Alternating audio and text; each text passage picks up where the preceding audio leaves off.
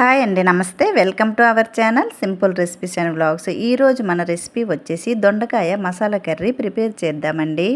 ఈ కర్రీ రైస్లో కానీ, బగారా రైస్లో కానీ, చపాతీలో కానీ దేనిలోకైనా చాలా బాగుంటుందండి. మరి ఈ టేస్టీ కర్రీని ఈజీ వేలో ఎలా ప్రిపేర్ చేయాలో చూసేద్దాం. సో స్కిప్ చేయకుండా వీడియోని అయితే చూడండి ఫ్రెండ్స్. ఈ కర్రీ కోసం అయితే ముందుగా అరకిలో వరకు దొండకాయలను తీసుకున్నానండి. ఈ దొండకాయలను 2-3 సార్లు శుభ్రంగా కడగాలి. తరువాత ఈ దొండకాయలను తొడిమెలను తీసి ఈ వీడియోలో చూపించిన విధంగా 4 పలకలుగా కట్ చేసుకోవాలి. దొండకాయలను ఎప్పుడైనా కట్ చేసుకున్నప్పుడు ముందుగానే కడిగి కట్ చేసుకుంటే జిగురులా రాదండి. దొండకాయలను కట్ చేసిన తర్వాత కడిగినట్లయితే చేతికి జిగురులా అంటుకుంటుంది. అందుకనే దొండకాయలను ఎప్పుడైనా కట్ చేసుకున్నప్పుడు ముందుగానే కడిగి కట్ చేసుకోవాలి.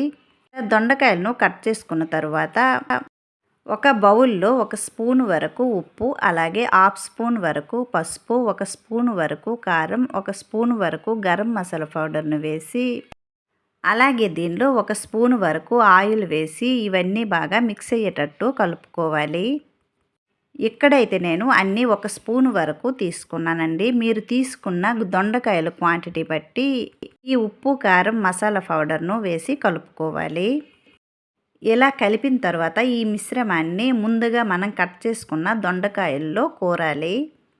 చూడండి, ఈ వీడియోలో చూపించిన విధంగా ముందుగా కలిపి ఉంచుకున్న ఈ మసాలా మిశ్రమాన్ని ఈ దొండకాయలో వీడియోలో చూపించిన విధంగా కోరి ఒక ప్లేట్లోకి తీసుకుందాము. ఈ కర్రీని తప్పకుండా ట్రై చేయండి, చాలా బాగుంటుంది. ఇక్కడైతే నేను బగారా రైస్తో ఈ కర్రీని తీసుకున్నానండి. చాలా అంటే చాలా బాగుంది. ఇలా దొండకాయలను రెడీ చేసుకున్న తరువాత ఇప్పుడైతే ఉల్లిపాయలను, టమోటాలను కట్ చేసుకుందాము. ఇక్కడైతే నేను 2 మీడియం సైజు ఉల్లిపాయలను తీసుకున్నానండి. అలాగే 2 మీడియం సైజు టమోటాలను తీసుకున్నాను. ఈ ఉల్లిపాయలను వీలైనంత చిన్న ముక్కలుగా కట్ చేసుకోవాలి. లేదంటే ఇలా చాపర్లో వేసి చిన్న ముక్కలుగా తురుముకోవాలి. ఇలా ఉల్లిపాయలను చిన్నగా తురుముకోవటం వలన గ్రేవీ బాగా వస్తుందండి. తరువాత అదే చాపర్లో ఈ టమోటాలను కూడా వేసి చిన్నగా తురుముకోవాలి. ఇప్పుడైతే కర్రీని ప్రిపేర్ చేద్దామండి. దీనికోసమైతే స్టవ్ పైన ప్యాన్ పెట్టి 2 స్పూన్ల వరకు ఆయిల్ను వేయాలి. ఆయిల్ హీట్ అయిన తరువాత దీనిలో మసాలా స్పైసెస్ను వేయాలి. దాల్చిన చెక్క, లవంగేలు, ఇలాచి, జాపత్రిని ఇక్కడైతే నేను తీసుకున్నానండి. ఇవి వేసిన తర్వాత దీనిలో కొద్దిగా కరివేపాకు, అలాగే ముందుగా కట్ చేసి పెట్టుకున్న ఉల్లిపాయ తురుమును వేయాలి. ఈ ఉల్లిపాయలు కొద్దిగా వేగిన తర్వాత దీనిలో 1/2 స్పూన్ వరకు అల్లం వెల్లుల్లి పేస్ట్ను వేసి అల్లం వెల్లుల్లి పేస్ట్ పచ్చి వాసన పోయేంత వరకు వేయించుకోవాలి. ఉల్లిపాయలు కలర్ మారేంత వరకు వేయించుకున్న తరువాత దీనిలో టేస్ట్కి సరిపడా ఉప్పు, అలాగే పసుపు, టేస్ట్కి సరిపడా కారం, 1 స్పూన్ వరకు గరం మసాలా పౌడర్ను వేయాలి. దొండకాయల్లో ముందుగానే ఉప్పు, పసుపు వేసాం కదండి, అందుకని దీనిలో చూసి వేసుకోవాలి. ఇలా ఉప్పు, కారం, పసుపు వేసిన తర్వాత ఇవన్నీ బాగా మిక్స్ అయ్యేటట్టు ఒకసారి కలిపి దీనిలో ముందుగా తురిమి పెట్టుకున్న టమోటాలను వేయాలి. తరువాత స్టవ్ని లో ఫ్లేమ్లో పెట్టి ఈ టమాటాలను పూర్తిగా మగ్గించుకోవాలి. చూడండి, ఈ వీడియోలో చూపించిన విధంగా టమోటా పూర్తిగా మగ్గిన తరువాత దీనిలో మనం ముందుగా రెడీ చేసి పెట్టుకున్న దొండకాయలను వేయాలి. ఈ దొండకాయలను వేసిన తర్వాత ఇవన్నీ బాగా మిక్స్ అయ్యేటట్టు కలిపి దీనిపైన మూత పెట్టి లో ఫ్లేమ్లో ఈ దొండకాయలను 10 నిమిషాల పాటు మగ్గించుకోవాలి. మధ్య మధ్యలో కలుపుతూ అడుగంటకుండా ఈ దొండకాయలు పూర్తిగా కుక్ అయ్యేంత వరకు లో ఫ్లేమ్లో ఫ్రై చేసుకోవాలి. 10 నిమిషాల తర్వాత చూడండి, దొండకాయలు అయితే ఫ్రై అయ్యావండి.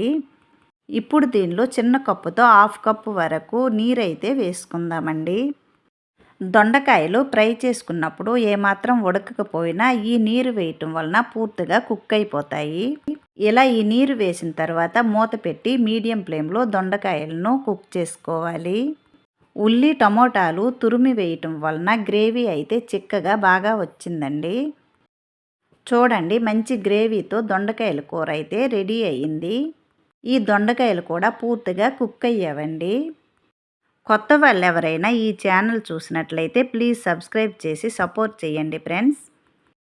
అలాగే ఫ్రీ టైం ఉన్నప్పుడు రిమైనింగ్ వీడియోస్ను ఒకసారి చెక్ చేయండి ఫ్రెండ్స్. అలాగే నచ్చినట్లయితే లైక్ చేయండి. చూడండి, చిక్కటి గ్రేవీతో కర్రీ అయితే రెడీ అయింది. చివరగా దీనిలో కొద్దిగా కసూరి మేతిని వేయాలి. తరువాత స్టవ్ ఆఫ్ చేసి ఈ కర్రీలో 1 స్పూన్ వరకు అమూల్ ఫ్రెష్ క్రీమ్ని వేయాలి. ఫ్రెష్ క్రీమ్ వేసిన తర్వాత మళ్ళీ కుక్ చేయకూడదండి. అలా కుక్ చేసినట్టయితే కర్రీ అంత బాగోదు. అందుకని స్టవ్ కట్టేసిన వెంటనే ఫ్రెష్ క్రీమ్ని 1 స్పూన్ వరకు వేయాలి. ఇలా క్రీమ్ని వేసిన తర్వాత మరోసారి ఈ కర్రీని అంతటిని బాగా మిక్స్ అయ్యేటట్టు ఒకసారి కలిపి ఒక ప్లేట్లోకి సర్వ్ చేసుకుంటే ఎంతో టేస్టీగా ఉండే దొండకాయల మసాలా కర్రీ అయితే రెడీ అయింది. చూసారు కదండి, సింపుల్గా ఎలా ప్రిపేర్ చేయాలో ఈ దొండకాయల కర్రీని మీరు కూడా తప్పకుండా ట్రై చేయండి. అలాగే ఈ రెసిపీ నచ్చినట్లయితే లైక్ చేయండి, షేర్ చేయండి. ప్లీజ్ ఈ ఛానల్ని సబ్స్క్రైబ్ చేయండి. మరో మంచి రెసిపీతో మళ్ళీ కలుద్దామండి. Bye friends.